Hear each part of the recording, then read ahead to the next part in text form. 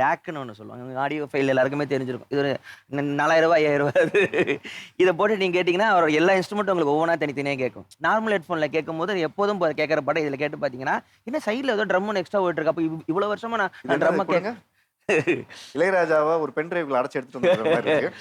Okay. So உங்களுக்கு வந்து ரொம்ப தெளிவா கேட்கும். ஸோ நான் இவங்களெல்லாம் இப்ப ரீசென்ட்டா இந்த மாரி ஃபேன்ஸ் எல்லாம் பார்த்தேன். ஆடியோ வந்து ஒரு பெரிய சயின்ஸா, ஒரு தெய்வமா பார்க்கறது.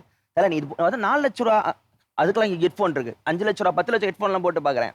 நான் ஒரு பாட்டு கேட்கறேன், சைடுல யாரோ ஒருத்தவங்க பாடிக்கிட்டு இருக்காங்க. அப்ப 5 வருஷமா அந்த பாட்டுல பாடம் நான் கேட்கவே இல்லையா? அப்ப ராஜா யோசிச்சு பாருங்க. நம்ம வந்து கம்போஸ் பண்ணுவோம். அவருக்கு என்னன்னா, அந்த டைம்ல என்ன ரேடியோ இருந்துச்சோ அதுக்கு தான் அவரு பிளான் பண்ண முடியும்.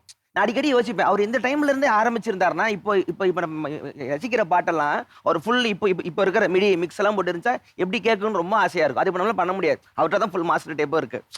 தமிழாவா ஒரு கை ஆர்ப்பம் வா தமிழாவா